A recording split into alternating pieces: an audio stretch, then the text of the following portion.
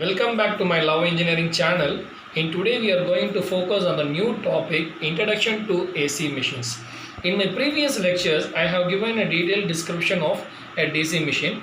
So for the purpose of understanding, I am giving you a brief review of my previous lecture. So I have given you a universal motor in my previous lecture. This is a universal motor. The universal motor in the sense the motor will operate both in AC and DC. For the purpose of understanding, to identify what is an AC machine and to identify what is a DC machine. So this is here, you will consider this is a DC machine. See here, this is a rotor, this is a armature. When you are talking about a DC machine, the rotating part of a machine is called an armature, and this is a stationary part we'll be calling as a field.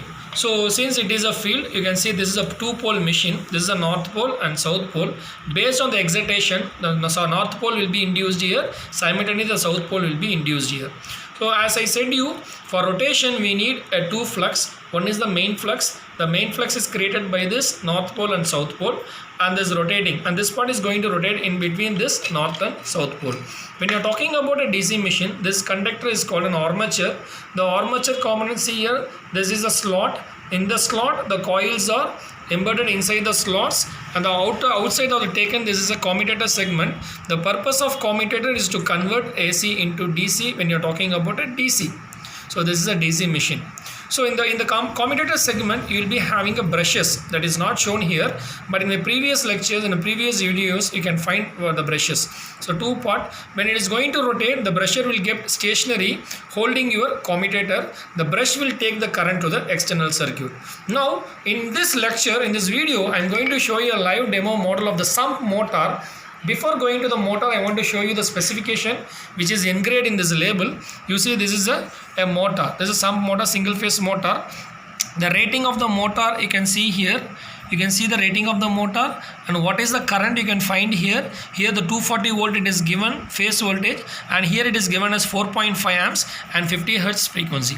So this is the normal nameplate. As an engineer, before going to the machine, you have to identify the nameplate rating. Based on the nameplate, the current rating, voltage rating, speed and frequency will be known of this motor. So what actually this AC motor says? A AC motor is a motor. We are going to give an electrical input, that is a AC input. We will get an output as a mechanical output. So that is the purpose of motor. Here the introduction to AC motor, here it is an asynchronous machine. I said you, this is an asynchronous machine. What is called an asynchronous machine? The flux created by this stator. When you are talking about the field, here it is going to be a stator. The rotating part will be called as a rotor. So this is actually a sump motor. Actually it was fitted like this. I have segregated all the parts to identify what is this and what is this. So if you see this part, this is the stationary part. So this is a stator. Stator is a stationary part. Here you see this is a DC machine. This is also a stator. You see the variation is an AC machine, and this is your DC machine.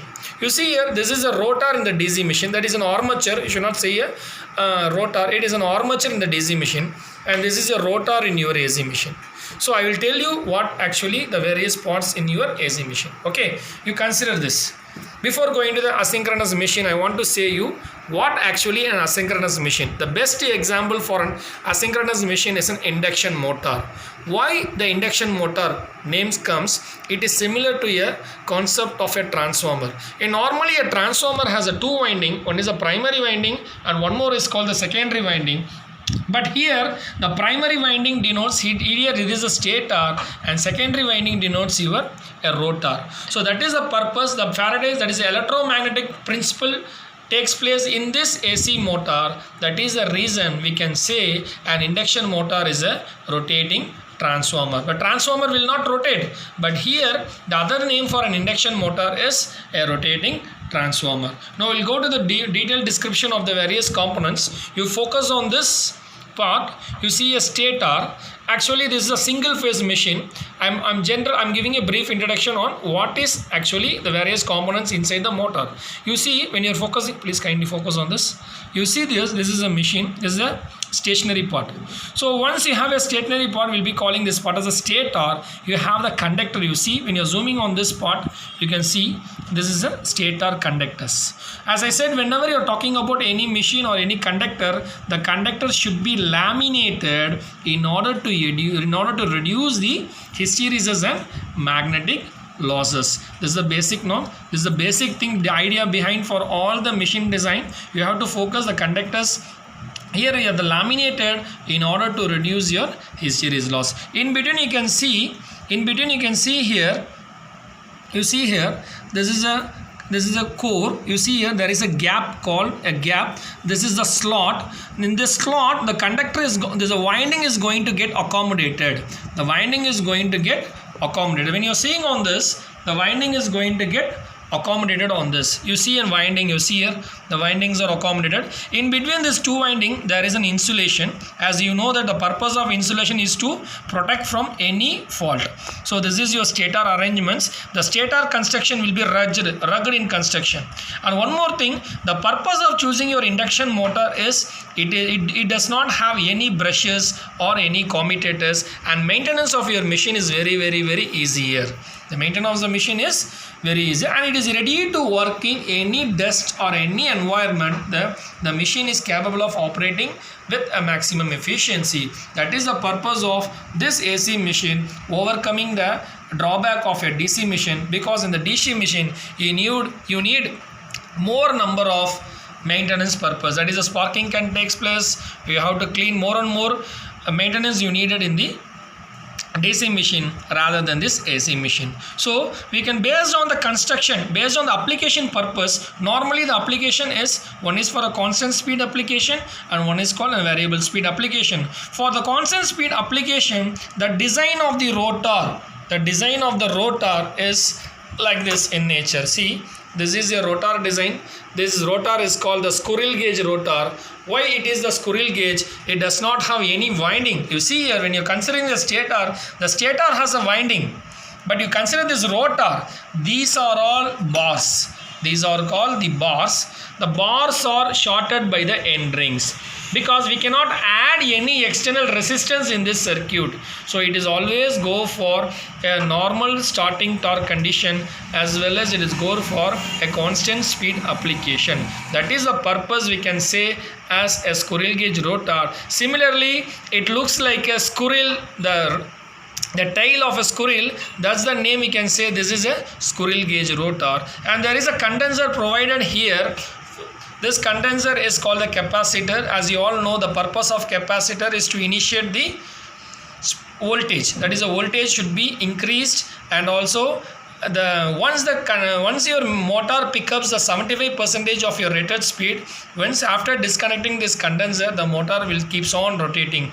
The further detail of this motor will be explained in the future lectures, because we are only focusing on a basic components of a induction motor. And normally I can say it is an AC machine.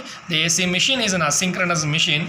You see the basic, you can see the circumference of your machine. You can see here, you can identify these are all the coils and these are the insulations. This is a slot. The slots, in between the slots your coils are placed, and there is no other any commutator or any brushes over here. This is a stationary part. I am going to give a supply on this 2 point. Once the supply is given, the flux will be created. Once the flux is created, this conductor, this rotor is going to be kept in the stationary. This stationary conductor will cut the flux, and EMF will be induced as per the transformer action. Because of this EMF, the end conductors are shorted. There is a flow of current. Because of the flow of current, there is a circulating current here. This flux will tend to interact with this flux, and the rotor starts rotating. But the flux created by the stator will not be equal to the same flux, because this induction motor is always runs less than the stator speed. That is the reason we can say it is an asynchronous machine. Hope you can understand my lecture very clearly. If you have any doubts or you need a further clarification, you can view my previous video where I have shown you the brief description of a DC machine. Once the DC machine clarifications are cleared, you can understand the same concept with an AC machine. Kindly subscribe my channel, share my channel and like my channel. Hope you will enjoy my session. Good. Thank you so much.